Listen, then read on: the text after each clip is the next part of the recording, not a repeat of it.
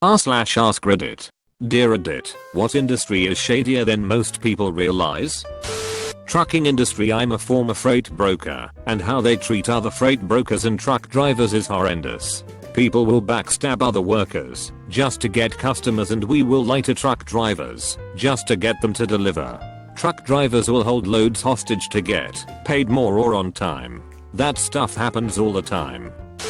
Internet pornography. My brother works for a major internet security company, and he's told me that if you've ever been to a porn site, you've almost certainly been exposed to malware. Worse than that is the rampant use of women who are not participating willingly. I have a friend who used to work in the porn industry.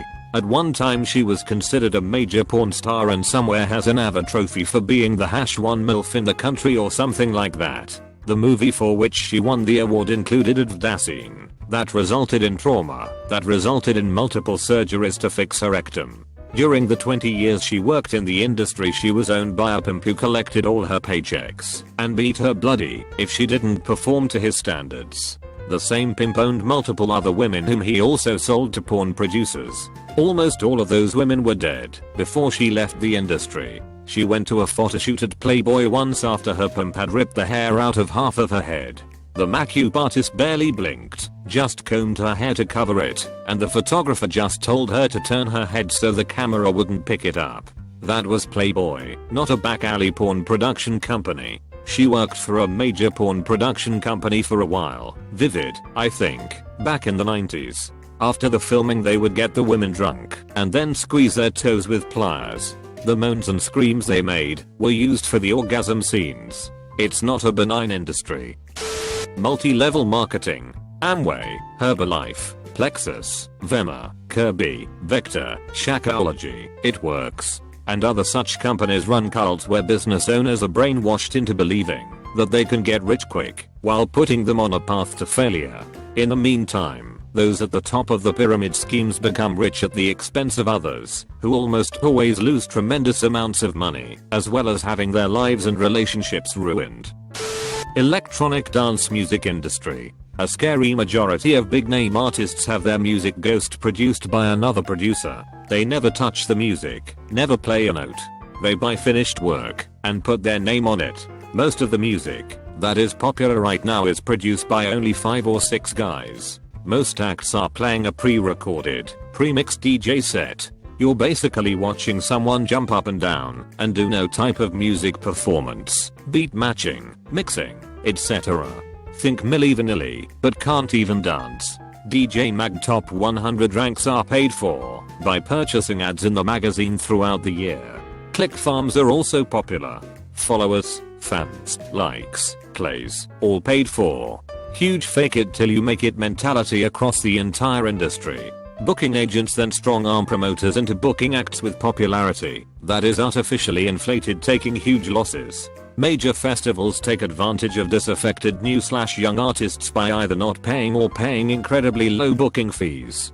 This is good promotion for your career is a common phrase. Record labels buy their own releases in order to make them chart on sites like iTunes, Beatport, etc. Known as juicing. Can keep going, but I think you get the picture.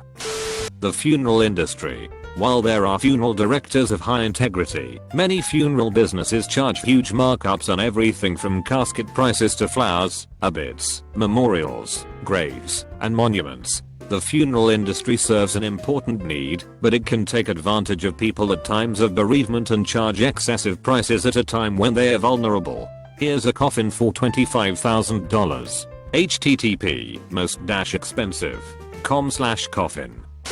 Medical imaging software. You know the stuff doctors use to look at x-rays and stuff on computers? Most companies just want to make a sale. They don't care if it works or not. I worked at one as an engineer. Their tool for measuring tumors was completely broken. They would either measure too big or too small, which is horrible in either case. You can go into chemo without needing it or not get chemo when you need it. I couldn't do anything in that company to persuade them to fix those bugs. They were only concerned about pushing new features out. All they care about is money. I quit with a very bad taste in my mouth. Please seek out a second opinion if you have medical issues. New York City Marshals. Marshals enforce court orders, including those where money changes hands. For example, child support and alimony. Marshals get a cut of every single payment made by court order. Every child support check, every alimony payment, etc. As you can imagine, most of the time these payments are made automatically, but the marshals get a cut nonetheless. There are a tiny number of marshals considering the sum of money changing hands in a city as large as New York. These marshals rake in millions upon millions of dollars per year. They pay a deputy staff to do the actual work and then skim whatever they can off of the top. Marshals are appointed by the mayor for 5-year terms, but in practice the same guys are marshals for their entire lives. And because each marshal runs a multi-million-dollar business, often the business passes from father to son. There have been multi-generational dynastic marshal families in New York City for over a century. The answer is every industry. We all know about the particular industry in which we are involved. Knowing human nature, why would it be different in any other industry? Maybe some are slightly less shady due to established markets or regulation, but on the whole shady people are not too discriminating on where they set up shop. School photography. I worked for a small studio that was looking to break into the school photography business, and the whole thing is a racket. Ever wonder why your kid's shitty photos are so expensive? It certainly isn't because the photographers are well compensated, well trained, or talented. I'm looking at you, Lifetouch. It's because the schools get a huge kickback from the companies based on the number of photos they expect to sell. I have talked to principals who have admitted that the bulk of their discretionary spending comes from these kickbacks. These shitty companies have a stranglehold on the schools and use Mayfair-like scare tactics to ensure that the schools stay with the shitty companies. Real estate. The financial industry is regulated up the wazoo, but yet real estate agents who are supposed to advise you on what will most likely be the biggest investment of your life can flat out lie to you along the way about a property, and there are essentially zero repercussions. Haven't seen anyone mention aerospace/defense contracts yet. The sheer volume of capital flowing from the government specifically into Lockheed and Boeing alone is simply staggering. Any hint against this, any mention that a tiny fraction of this capital could be going elsewhere is immediately shot down as being non-American for some reason. Some estimates show that if Evans tiny fractions of a % of this cash were funneled into fusion research, we would have achieved it by now. Many also don't realize how inefficient this makes the system. They simply see the mind-blowing military technology and conclude, yeah, that's incredible tech. Makes sense because we're putting so much money towards it.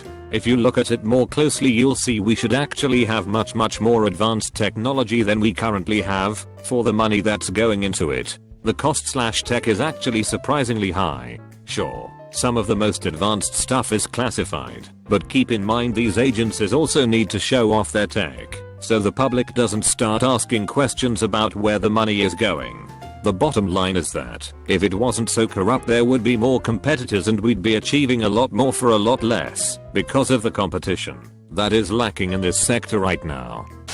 Anything to do with insurance/claims. They will dance and sing to have you buy a policy and will even trick you into believing they are assisting you in the best possible way when you need them.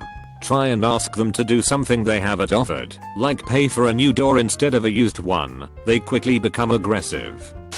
I worked in a retirement home kitchen for almost 7 years. It's scary what they do to old people. Food that legally shouldn't even be called edible.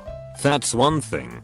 Then the nursing staff that were supposed to escort residents, particularly with dementia, back to rooms and would tell them to wait for a half hour to an hour while the nurses ate. Also, if you didn't pay for the nurse services, they literally will not help. I had a sweet old lady tell me she needed to use the bathroom in a wheelchair. I told a nurse. She told me she doesn't pay for us, let her shit herself. Claims adjuster here. The body shop business. I don't mean the crooked take your car in and they give you headlight fluid kind.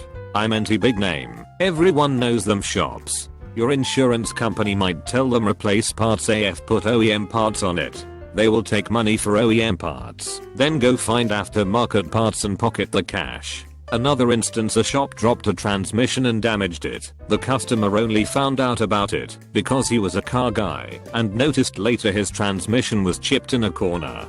Some shops will cut every corner they can to maximize their money. While this one is pro-consumer and insurance fraud, some shops will get unrelated damages fixed so they can up the cost of the estimate and split the profits with the customer.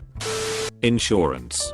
Despite what people say, it's 100% about making money and 0% about actually helping people.